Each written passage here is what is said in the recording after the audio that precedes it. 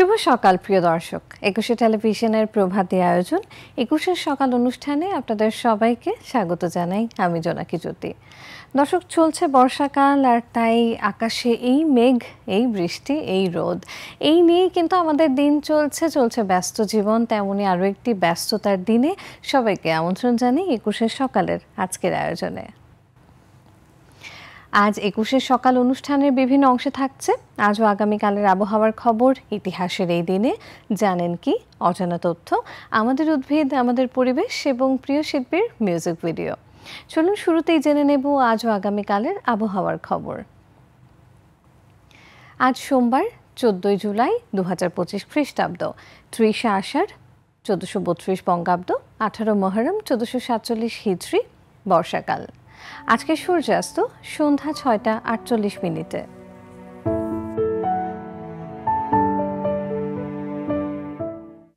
এবং আগামীকাল সূর্যোদয় সকাল 5টা 20 মিনিটে।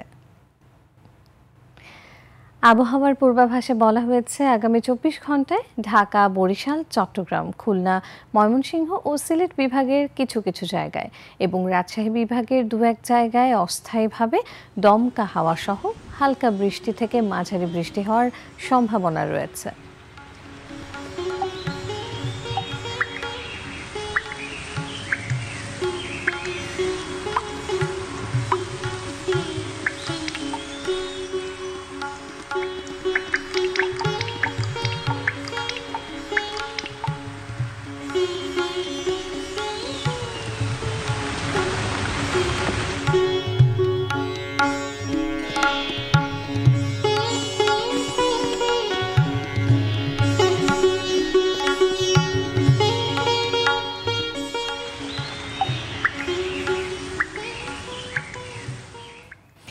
দর্শক, আজ আমাদের আয়োজনের শুরুতেই থাকছে ইতিহাসের এই দিনে।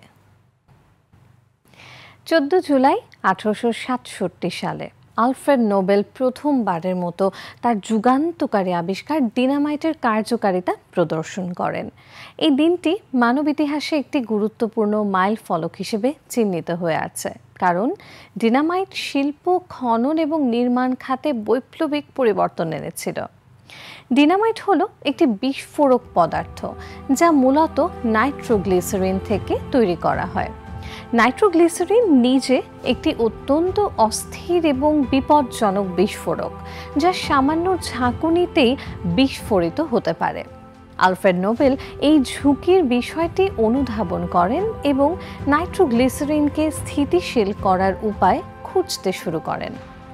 দীর্ঘ গবেষণা ও পরীক্ষা নিরীক্ষার পর তিনি আবিষ্কার করেন যে নাইট্রোগ্লিসারিনকে কিসেল গুড় নামক এক ধরনের সিলিকা সমৃদ্ধ মাটি জাতীয় পদার্থের সাথে মিশিয়ে এটিকে অনেক বেশি স্থিতিশীল করা যায়। এই মিশ্রণটি হলো ডিনামাইট। ডিনামাইট আবিষ্কারের ফলে নাইট্রোগ্লিসারিনের অনিয়ন্ত্রিত বিস্ফোরণের ঝুঁকি কমে যায় এবং এটি পরিবহন ও ব্যবহার করা অনেক বেশি নিরাপদ হয়ে ওঠে।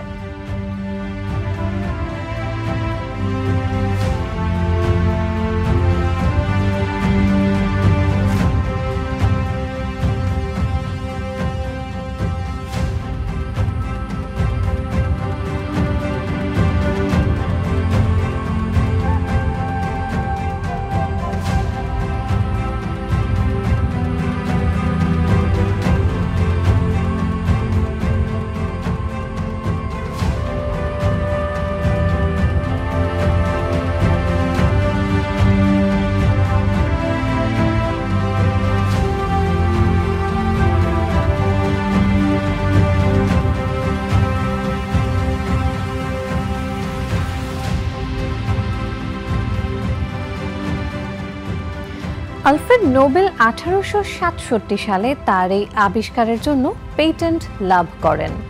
ডিনামাইটের আবিষ্কার শুধুমাত্র বিস্ফোরক শিল্পের জন্যই নয়, বরং সামগ্রিকভাবে মানব সভ্যতার উন্নয়নেও বিশাল প্রভাব ফেলেছিল।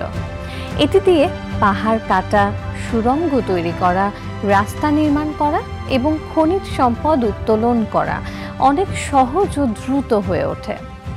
এর ফলে খনি শিল্পে উৎপাদন বহুগুণ বেড়ে যায় এবং বড় বড় অবকাঠামো নির্মাণ সম্ভব হয়।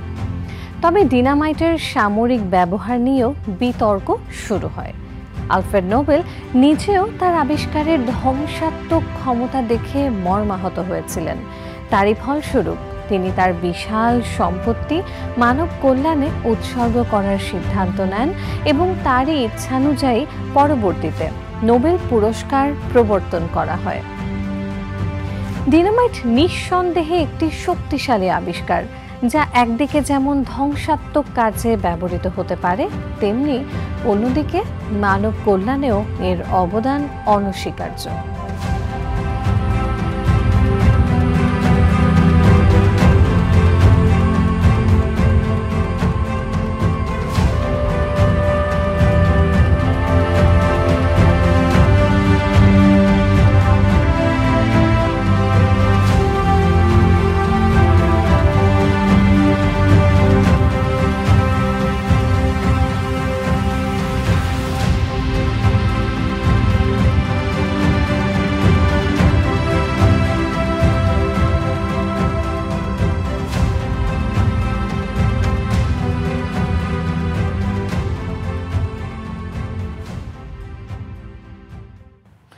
দর্শক, ইতিহাসের পাতায় চোখ রাখতে নিশ্চয়ই ভালোই লাগছিল আপনাদেরও। দেখছিলাম ইতিহাসের এই দিনে জেনে নিলাম ডিনামাইট এবং আলফ্রেড নোবেল সম্পর্কে অনেক অজানা তথ্য। আমাদের এবারের আয়োজনে থাকছে জানেন কি সেগমেন্টে। কতই না বিচিত্র আমাদের এই পৃথিবী, প্রাণেরও কতই না বিপুল সমারোহ। পৃথিবী জুড়ে রয়েছে নানা ধরনের প্রাণী ও পতঙ্গের অস্তিত্ব। তাদের প্রত্যেকেরই আলাদা আলাদা স্বভাব ও বৈশিষ্ট্য রয়েছে, জীবনযাপন, আচার আচরণ নানান ধরনের। সেসব সম্পর্কে আমাদের ধারণাই বা কতটুকু? আজ আসুন জেনে নেব তেমনই কিছু জানা অজানা তথ্য। গভীর সমুদ্রের এক অদ্ভুত এবং রহস্যময় বাসিন্দা হলো গবলিন হাঙর। এদের ভয়ঙ্কর চেহারা যে কাউকে চমকে দিতে পারে। মনে হতে পারে যেন কোনো পৌরাণিক দানব সমুদ্রের গভীর থেকে উঠে এসেছে।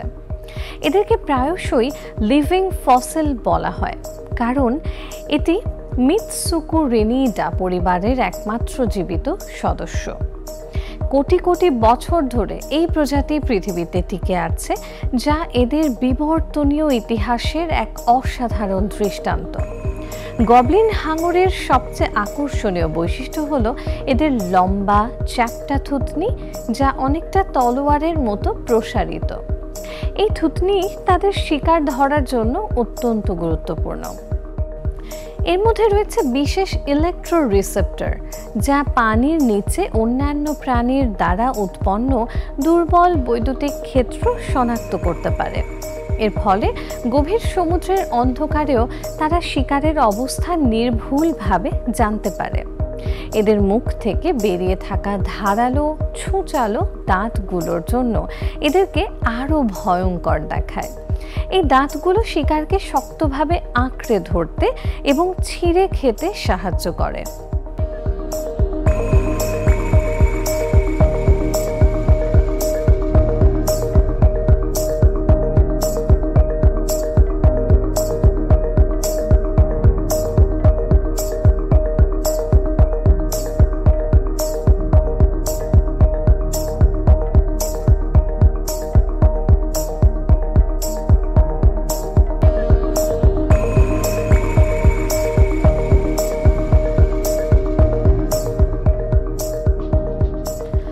প্রাপ্তবয়স্ক গবলিন হাঙর সাধারণত 10 ফুট থেকে প্রায় 13.5 ফুট পর্যন্ত লম্বা হতে পারে। এদের দেহের রং সাধারণত গোলাপি ধূসর হয়, যা গভীর সমুদ্রের আলোহীন পরিবেশে ছদ্মবেশ ধারণ করতে সাহায্য করে। এই হাঙরগুলো সাধারণত গভীর সমুদ্রের বাসিন্দা। সমুদ্রের 300 ফুট থেকে প্রায় 4000 ফুট বা তারও বেশি গভীরতায় এদের দেখা যায়। এরা মূলত ছোট মাছ, স্কুইড এবং ক্রাস্টেশিয়ান খেয়ে জীবন ধারণ করে। যদিও এদের চেহারা ভীতিকর, গবলিন হাঙর মানুষের জন্য খুব একটা আক্রমণাত্মক নয়। এদের গভীর সমুদ্রের আবাসস্থল এবং মানুষের সাথে খুব কম মিথস্ক্রিয়ার কারণে এদের সম্পর্কে এখনো অনেক কিছুই অজানা রয়ে গেছে। এই দুর্লভ এবং অদ্ভুত প্রাণীটি সামুদ্রিক জীববিজ্ঞানে এক অসাধারণ গবেষণা ক্ষেত্র তৈরি করেছে, যা গভীর সমুদ্রের রহস্যময় জগতের দিকে নতুন দিগন্ত উন্মোচন করে।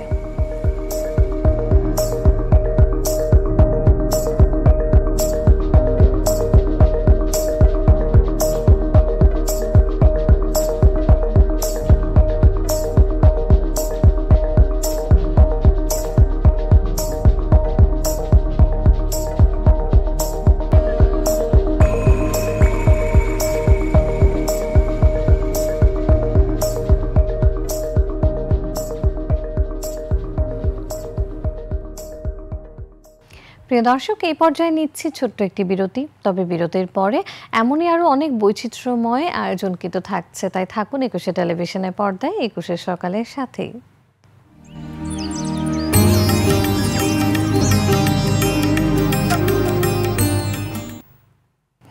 প্রিয় দর্শক, একুশে টেলিভিশনের পর্দায় সরাসরি আয়োজন একুশের সকালের আজকের এই পর্বে সবাইকে ছোট্ট একটা বিরতির পর আবারও স্বাগত জানাচ্ছি।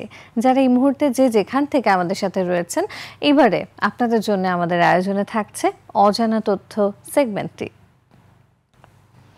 আমাদের মাঝে মাঝে মনে হয় আমরা অনেক কিছু জানি, আবার মাঝে মাঝেই মনে হয় কিছুই যেন জানি না। আমাদের এই জানার যেমন শেষ নেই, তেমনি জানার আগ্রহেরও তো শেষ নেই। আমরা জানি বা কতটুকু? তবে আমরা আজকে আপনার শেখা বা জানার ক্ষেত্রে এই সকালে একটু সহযোগিতা তো করতেই পারি। আমাদের জানা ও অজানা নানা তথ্য নিয়ে এই বিশেষ আয়োজন অজানা তথ্য। দেহের কোনো অংশ কেটে গেলে, আঘাতপ্রাপ্ত হলে কিংবা পুড়ে গেলে সে ক্ষতস্থানে রোগ জীবাণু সংক্রমণ ঘটায়। এই সকল রোগকে সংক্রামক রোগ বলে থাকে। আর এই সংক্রমণ রোগের চিকিৎসায় সবচাইতে নির্ভরযোগ্য যে ঔষধ, তা হলো অ্যান্টিবায়োটিক। অ্যান্টিবায়োটিক হলো বিভিন্ন অণুজীব থেকে প্রাপ্ত রাসায়নিক উপাদান, যা রোগ জীবাণুর বৃদ্ধিতে বাধা দেয়। তবে এটি শুধু ব্যাকটেরিয়া জনিত রোগের ক্ষেত্রেই কার্যকর, ভাইরাস জনিত রোগের জন্য নয়। প্রাচীনকালে বিভিন্ন ছত্রাক আর গাছের লতাপাতার নির্যাস দিয়েই মূলত বিভিন্ন সংক্রমণের চিকিৎসা করত মানুষ। প্রাচীন মিশরীয়রা ময়লা ছাতার মতো দাগ পড়ে যাওয়া পাউরুটিকে সংক্রমণ স্থলে লাগিয়ে চিকিৎসা করত। চীনাদের ক্ষেত্রে দেখা গেছে তারা সয়াবিনের ছত্রাক আক্রান্ত বীজ ফোড়ার চিকিৎসায় ব্যবহার করত। গ্রিক ও ভারতীয়দের ক্ষতস্থানের সংক্রমণ দূর করতে ছত্রাক ও বিভিন্ন উদ্ভিদের ব্যবহারের নজিরও পাওয়া যায়। এভাবে বিভিন্ন সভ্যতা ও অঞ্চলের মানুষেরা সংক্রমণ রোগের চিকিৎসায় বিভিন্ন পদ্ধতি অবলম্বন করত।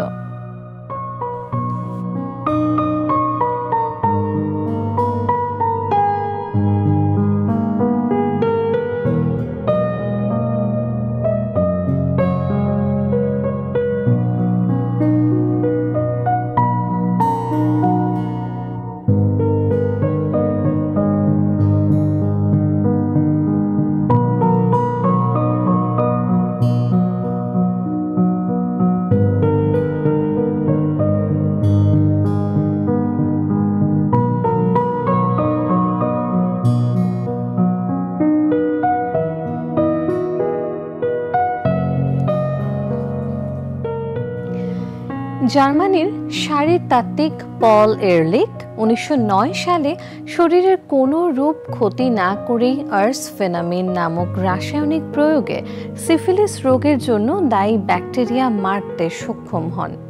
আর এরই মাধ্যমে আধুনিক অ্যান্টিবায়োটিকের যাত্রাপথ শুরু হয়। তবে অ্যান্টিবায়োটিক আবিষ্কারে যার কথাটি না বললেই নয়, তিনি হলেন আলেকজান্ডার ফ্লেমিং। তিনি 1928 সালে পেনিসিলিন আবিষ্কার করেন।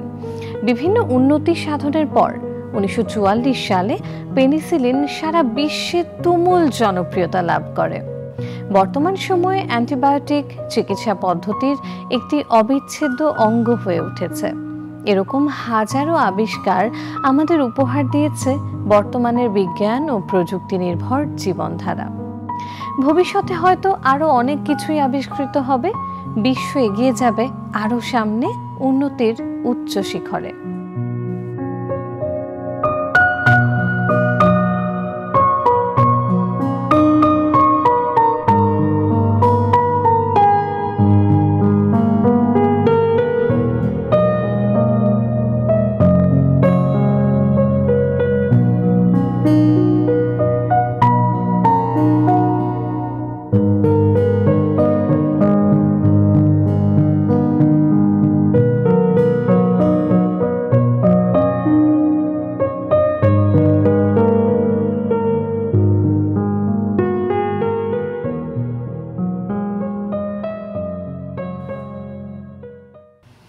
দর্শক দেখছিলেন অজানা তথ্য সেগমেন্টটি। এই পর্যায়ে নিচ্ছি ছোট্ট একটি বিরতি, তবে কোথাও যাবেন না। বিরতির ওপারে থাকছে আমাদের উদ্ভিদ আমাদের পরিবেশ সেগমেন্ট এবং সেই সাথে থাকছে প্রিয় শিল্পীর একটি মিউজিক ভিডিও। তাই থাকুন ২১শে সকালের সাথেই।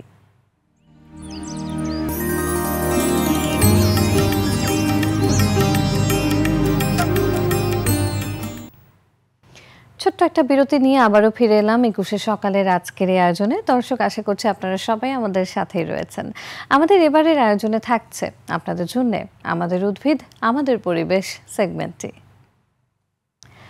আমাদের জীবনের অত্যন্ত গুরুত্বপূর্ণ একটি উপাদান উদ্ভিদ। মানুষ বেঁচে থাকার জন্য উদ্ভিদ থেকে যেমন অক্সিজেন গ্রহণ করে, তেমনি উদ্ভিদও মানুষ থেকে কার্বন ডাইঅক্সাইড গ্রহণ করে। প্রতিটি উদ্ভিদের কিছু আলাদা গুণাগুণ রয়েছে যা মানুষের জীবন ধারণের ক্ষেত্রে ভীষণ গুরুত্বপূর্ণ। প্রিয় দর্শক, এমনই কিছু উদ্ভিদের বৈশিষ্ট্য নিয়েই সাজানো হয়ে থাকে আমাদের উদ্ভিদ আমাদের পরিবেশ সেগমেন্টটি। দিভি দিভি গাছ, যা স্থানীয়ভাবে ওয়াটাপানা নামে পরিচিত, ক্যারিবিয়ান অঞ্চলের এক অদ্ভুত এবং প্রতীকী উদ্ভিদ।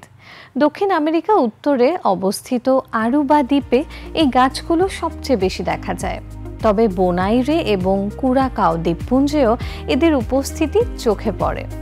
এই গাছগুলো শুধু প্রাকৃতিক সৌন্দর্যই বাড়ায় না, বরং আরুবার আবহাওয়া ও ভূগোলের এক জীবন্ত প্রতিচ্ছবি হিসেবেও কাজ করে। দিভি দিভি গাছের সবচেয়ে আকর্ষণীয় বৈশিষ্ট্য হলো এদের স্থায়ীভাবে হেলে থাকা ডালপালা। আরুবার শক্তিশালী বাতাস, যা সারা বছর একই দিক থেকে প্রবাহিত হয়, এই গাছগুলোকে এমন অদ্ভুত আকার দিয়েছে।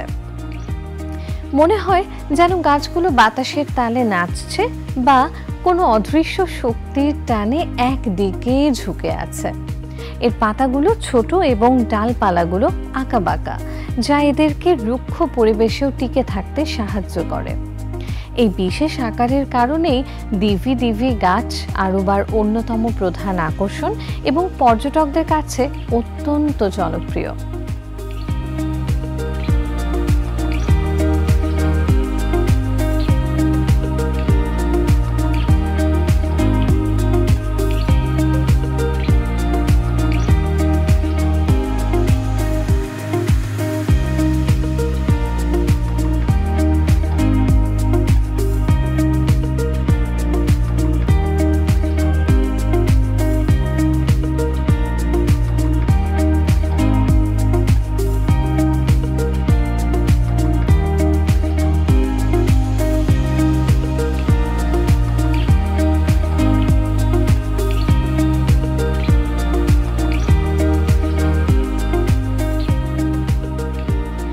শুধুমাত্র সৌন্দর্যই নয়, দিভি দিভি গাছ পরিবেশগত দিক থেকেও গুরুত্বপূর্ণ। এর ফল থেকে ট্যানিন নামক একটি রাসায়নিক পদার্থ পাওয়া যায়, যা চামড়া শিল্পে ব্যবহৃত হয়ে থাকে। একসময় এটি স্থানীয় অর্থনীতিতে গুরুত্বপূর্ণ ভূমিকা রাখত। এই গাছগুলো আরুবার প্রতীক হিসেবে এতটাই সুপরিচিত যে প্রায়শই এদেরকে দ্বীপের পোস্টকার্ড, স্মারক চিহ্ন এবং স্থানীয় শিল্পের নকশায় দেখা যায়। দিভি দিভি গাছ আরুবার প্রাকৃতিক পরিবেশের সঙ্গে এতটাই মিশে গেছে যে এই গাছ ছাড়া যেন দ্বীপের পরিচয় অসম্পূর্ণ থেকে যায়। এরা কেবল গাছই নয়, বরং আরুবার অদম্য স্পিরিট এবং প্রকৃতির সাথে এখানকার মানুষের সহাবস্থানের এক জীবন্ত উদাহরণ।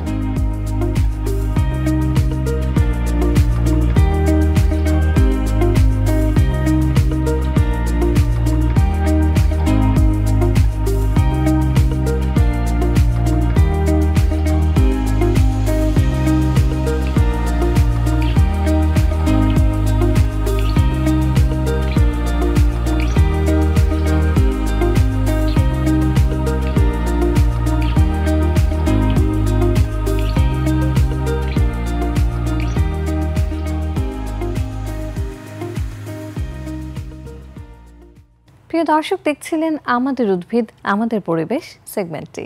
কেমন লাগলো আজকের এই সব আয়োজন? আপনাদের সেই মতামত, পরামর্শ, ভালো লাগা কিংবা মন্দ লাগার যে কোনো কিছু আমাদের জানাতে একদম ভুলবেন না। জানান এই ঠিকানায়। প্রযোজক ২১শে সকাল, ২১শে television limited, Jahangir tower, ১০ Kazi Nazrul Islam avenue, Karwan Bazar, Dhaka ১২১৫। Phone 880255014316 থেকে 25। ইমেল অ্যাড্রেস সকাল@21-tv.com। আমাদের এই অনুষ্ঠানটি দেখতে পারেন www.youtube.com/@ddvlifestyle এই চ্যানেলটিতে। দর্শক, আমরা থাকবো আপনাদের মতামত জানার অপেক্ষায়। দর্শক, বলতে পারেন কি আজ গ্রেগরীয় বর্ষপঞ্জি অনুযায়ী বছরের কততম দিন? 195তম দিন। আজকের এই দিনটি শুভ বার্তা নিয়ে আসুক আপনাদের সকলের জীবনে, আমাদের সবার জীবনে। সেই প্রত্যাশা নিয়ে আজকের মতো বিদায় নিচ্ছি। দর্শক, সবাই ভালো থাকবেন, সুস্থ থাকবেন। 21 টেলিভিশনের পর্দায় সারাদিন জুড়ে নানান আয়োজন থাকছে আপনাদেরই জন্য। চোখ রাখুন 21 টেলিভিশনের পর্দায় এবং আগামীকাল সকাল ঠিক 7:30 আমরা 21 সকাল নিয়ে আবারও হাজির হয়ে যাব। সে পর্যন্ত ভালো থাকুন। শুভ সকাল।